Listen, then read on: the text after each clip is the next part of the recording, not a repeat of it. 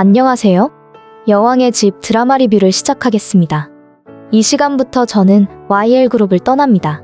내가 가진 상속지분 전부는 누나 강재인에게 모두 증여합니다. 강승우가 선언을 했네요.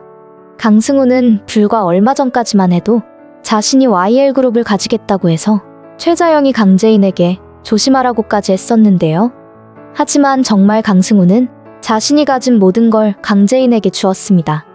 강규철 회장이 아들이라며 남긴 아주 거액의 재산이 있었을 텐데 말이죠. 도대체 어떻게 된 일일까요? 바로 얼마 전 YL그룹의 새 회장은 황기찬이 되었죠.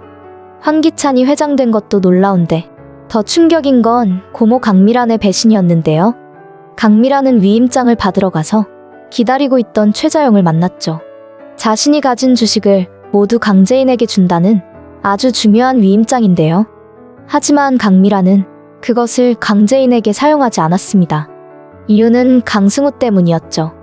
강미란은 강승우를 위해 강재인에게 위임한 주식들을 강승우 이름으로 바꿔놓았네요.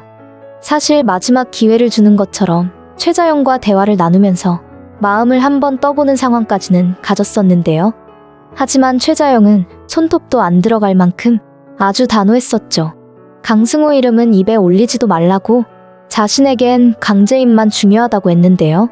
그런데 참 이상했네요. 고모 입장인 강미란에게 있어 강재인이나 강승우는 똑같이 조카가 되는 것일 텐데요.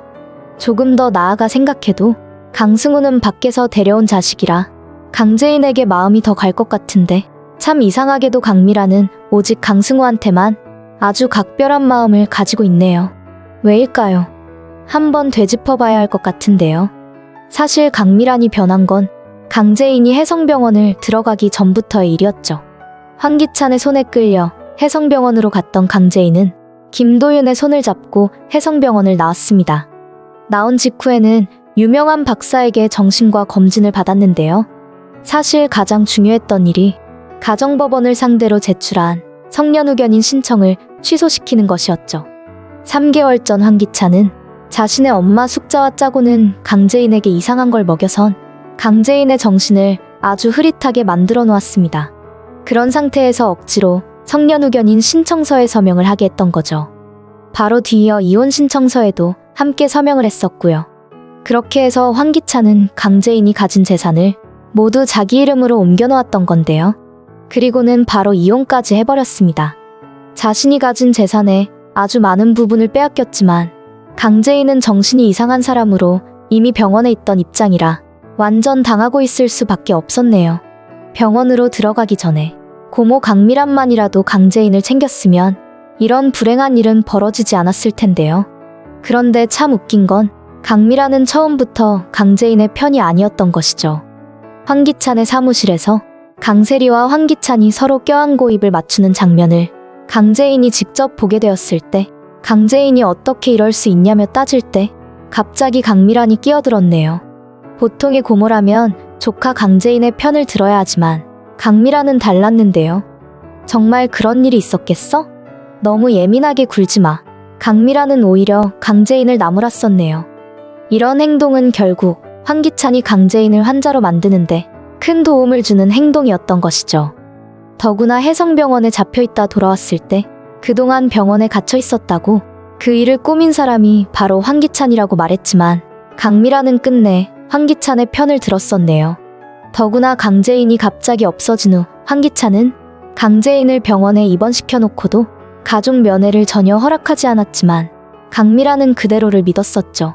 고모라면 부모가 지금 없는 강재인을 생각한다면 가족의 입장에서 직접 병원을 찾아가는 게 상식일 텐데 말이죠.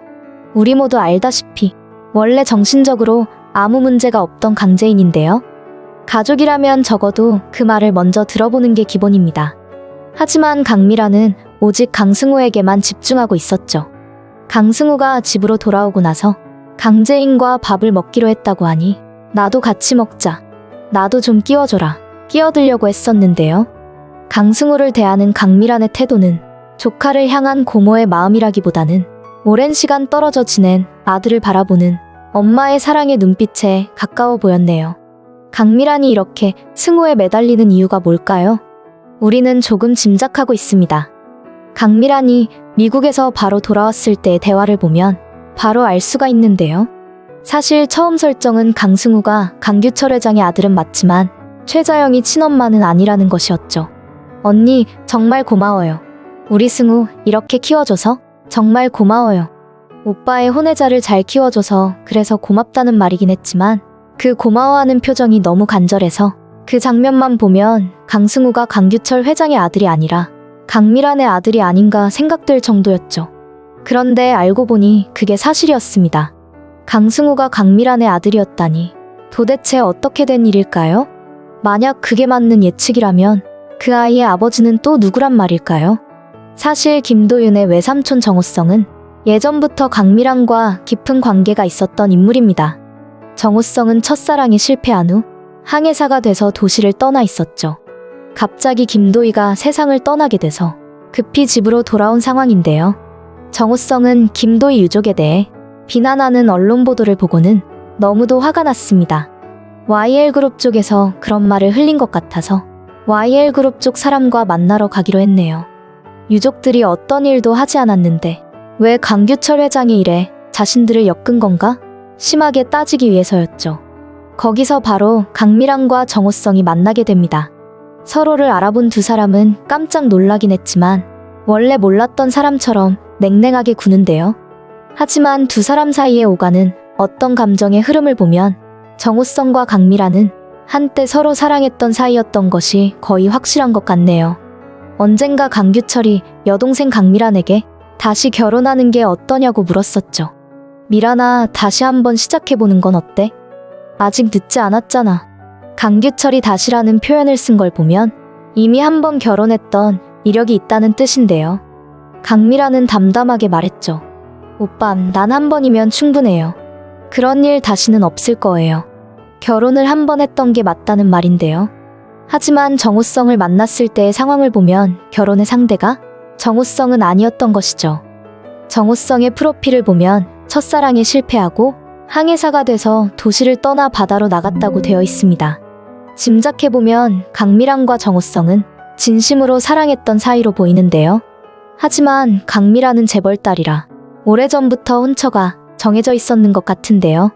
더구나 정우성의 집이 너무 가난해서 재벌 집안인 강미란과는 결혼이 절대 불가했던 거죠. 결국 강미란 집안은 아주 심하게 반대를 했을 것 같은데요. 그래서 정우성에게 금전적인 방법으로 해결하려고 뭔가를 시도했던 것으로 생각이 되네요. 둘이 다시 만나게 되었을 때 강미란이 보도가 나간 건 미안하다고 얼마든지 보상을 해주겠다고 했을 때 정우성은 버럭했었죠. 그쪽 집안은 전부 금전으로 해결하려 하냐고 아주 불쾌하게 반응했었는데요. 아마도 강미란과 헤어지는 과정에 금전으로 타협하려는 집안의 상황을 보고 아주 실망을 했던 것 같네요. 그 과정에서 정우성은 깊은 상처를 입었습니다. YL그룹 쪽에서 그렇게 나오는 바람에 미련 없이 마음을 완전 접었던 것이고요.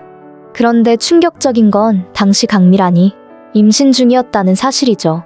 강미란의 뱃속에는 이미 정우성과의 아이가 자라고 있었고 결국 아이를 낳게 되는 과정까지 가버린 건데요. 하지만 강미란은 오래전부터 정략결혼 상대가 정해져 있었기 때문에 그 아이를 직접 키울 수 없었죠. 그래서 모든 걸 오빠 강규철이 책임지기로 하고 그 아이를 자신의 집으로 데려온 것인데요. 이 아이는 내가 책임질게. 아무도 모르게. 집사람한테도 말하지 않을 테니까 걱정하지 마라. 우리가 짐작할 수 있듯이 그 아이가 바로 강승우였던 것이죠. 그런데 여기서 안타까운 건 왜 그런 사실을 강규철이 아내 최자영에게조차 그렇게 비밀로 했는가 하는 것인데요. 아내 최자영에게는 진실 그대로를 밝혔어야 했던 것이죠. 언니는 모르는 게 나아. 우리 가문을 위해서라도. 아마도 강미란은 아들이 없던 오빠에게 자신의 아이를 맡겨 강씨 집안의 후계자 되도록 만들고 싶은 큰 욕망을 가졌던 게 아닌가 싶네요. 그래서 올케 언니 최자영에게도 절대 밝히지 말아달라고 강규철에게 부탁했던 것이고 말이죠. 지금 강미란이 보이는 모습은 그런 짐작을 가능하게 합니다. 그런 전제 위에서 보면 강미란이 황기찬과 강재인의 갈등에서 황기찬의 편을 드는 것도 어느 정도 말이 되는데요. 가장 극적인 이유는 강재인 엄마 최자영이 강승우를 친아들이 아니라며 외면했기 때문이죠. 강미라는 이제 강승우의 엄마 노릇을 하겠다 마음으로 결정이 응능한 것 같은데요. 그러다 보니 황기찬 쪽에 설 수밖에 없었죠. 나중에 강재인과 강승우가 YL그룹 후계자 문제로 맞붙게 된다면 강승우는 강재인에 비해 법적으로 불리한 입장이 될 수 있으니까요. 오히려 혈연 관계가 아닌 황기찬과 맞붙는 구도가 된다면 황기찬은 외부인이기 때문에 강승우가 유리할 거라는 강미란의 판단인데요. 그래서 강미란은 황기찬이 회장 자리에 오르는데 직접 큰 힘을 실어준 것으로 생각이 되네요. 적어도 승우한테는 이 집안에서 당당히 설 자리를 내가 직접 만들어줘야 해. 이런 설정으로 보면 그동안 미심쩍었던 부분들이 자연스럽게 연결되는 것 같네요. 강미란은 최자영이 너무도 미웠던 거죠. 자신의 아들 강승우에게 큰 상처를 주었으니까요. 강미란은 강승우 앞에서 최자영을 말할 때 그 여자라는 호칭을 썼죠. 최자영이 강승우에게 저지른 일은 분명 심했던 상황이긴 했지만 강미란이 올케 언니인 최자영을 향해 그 여자라고 말하는 건 개인적인 감정을 여과 없이 그대로 뱉어내는 게 되는데요. 그렇게 안 좋은 감정을 가진 입장인데 강재인의 위임장을 왜 자신이 구태여 가지러 가려 하는 걸까? 잠시 의문이 들었었죠. 아주 당연히 중간에 뭔가 수를 쓰려고 그랬던 것인데요. 만일 승우가 오빠 아들아니라고 해도 그래도 똑같은 생각인 거예요. 강미라는 최자영에게 질문을 했죠. 이렇게 물은 이유는 아마도 마지막 종지부를 찍으려는 의도인데요. 그리고 자신의 배신에 대단한 명분을 만들기 위한 하나의 장치였던 것이고 말이죠. 그리고는 결국 최자영과 강재인을 배신하고 말았습니다. 황기찬이라는 인간이 YL그룹의 회장이 되도록 강미란이 드러내놓고 도움을 준 것이 되는데요. 모든 상황을 종합하면 강미란은 황기찬과 손을 잡아 강승우를 YL그룹의 후계자로 만들려고 아주 굳은 마음을 먹고 있는 것으로 보이네요. 그런데 과연 그게 가능할까요? 지금 YL그룹을 혼자 해먹으려고 온갖 수를 다 쓰고 있는 인물이 바로 황기찬인데 말이죠. 그런 황기찬에게 날개를 달아주고는 어떻게 강승우 정도로 그 판을 바꾸겠다는 것인지 이해가 안 되는데요.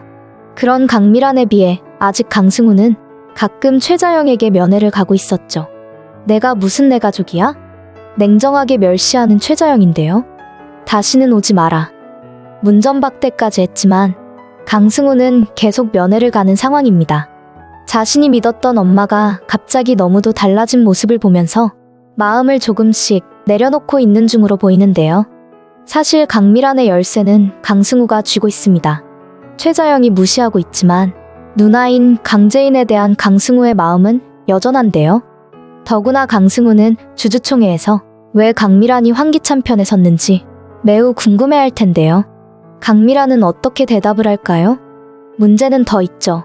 강미란은 이제 황기찬 옆에 붙어야 하는데 강승우는 말을 듣지 않을 것 같은데요. 계속 강재인을 위해 뭔가를 하려고 할 것으로 예상이 되는데요. 강재인과 강승우 둘 사이에 강미란이 끼어들어야 하는 상황이 오게 되겠죠. 이제 강미란은 강재인과 대척점에 서게 되었으니까요. 스스로 강재인을 떠나 황기찬 옆으로 걸어간 것인데요. 이 정도까지 온 걸 보면 강미란이야말로 정말 인간으로서 가치가 없는 인물 같네요. 강미란은 최자영을 미워해서만은 안 되는 사람이죠. 자신의 아들 강승우를 이제껏 키워주었으니 말이죠. 자신이 낳은 아들을 오빠 강규철이 떠맡게 되면서 최자영은 남편이 바람을 피워 아이까지 낳았다고 상황을 믿을 수밖에 없었던 건데요. 그래서 최자영은 평생 고통 속에 살았던 것이네요. 사랑하는 남편이 다른 여자와 깊은 관계에 있었고 아이까지 낳았다는 사실을 받아들이는 게 어떤 여자든 고통일 수밖에 없는데요. 같은 여자 입장에 그것도 자신의 아들 때문인데 강미란은 오히려 최자영과 강재인에게 뒤통수를 쳐버리고 말았네요. 하지만 강미란은 모르고 있네요. 곧 강승우가 진실을 알게 될 거라는 것을 말이죠. 자신을 버리고 다른 사람과 결혼한 친엄마를 강승우는 어떻게 생각할까요? 외삼촌을 아버지로, 외숙모를 엄마로 알고 살아온 자기 자신을 어떻게 받아들이게 되는 걸까요? 여전히 자신을 미워하는 최자영을 강승우도 미워할까요? 오히려 죄스러워하진 않을까요? 강승우는 무엇보다 강미란이 자신을 버렸다는 걸 절대 용서하지 않겠네요. 어린 아기를 버리고 다른 사람과 결혼했으니 버려진 자신에 대한 자괴감이 아주 강해질 텐데요. 아마도 강미란은 주주총회에서 자신이 했던 행동이 너무도 큰 실수라는 걸 뼈저리게 느낄 날이 곧 오리라 생각이 되네요. 왜냐면 강승우가 YL그룹을 떠나게 됩니다. 최자영과 강재인에게 너무 미안하고 더구나 친엄마인 강미란이 보기 싫어서 그렇게 떠나게 되는데요. 떠나면서 강승우는 최자영이 위임장을 준 그 많은 주식뿐 아니라 강규철이 상속해준 어마어마한 상속재산을 모두 강재인에게 증여하게 되는데요. 이건 강미란이 바랐던 결과가 아니죠. 후회는 언제나 늦은 법입니다. 땅을 치고 후회를 해도 돌려놓을 수 없는데요. 강미란은 이제야 알게 되겠네요. 자신이 무슨 짓을 저질렀는지 말이죠. 그냥 강승우를 자신 아들이라 욕심부리지 않고 그냥 강규철이 낳은 아들로 끝까지 가는 게 자식을 위해 좋았을 거라는 사실을 이제야 깨닫게 되겠네요. 황기찬과 강세리 마찬가지죠. 이제 머지않아 황기찬과 강세리도 미치도록 후회하는 날이 올 텐데요. 이제 강재인이 복수의 여신으로 거듭난 상황이라 곧 강재인 앞에 무릎 꿇을 날이 오리라 생각이 됩니다. 드라마 스토리 분석이었습니다. 재미있게 보셨다면 구독과 좋아요를 부탁드립니다. 감사합니다.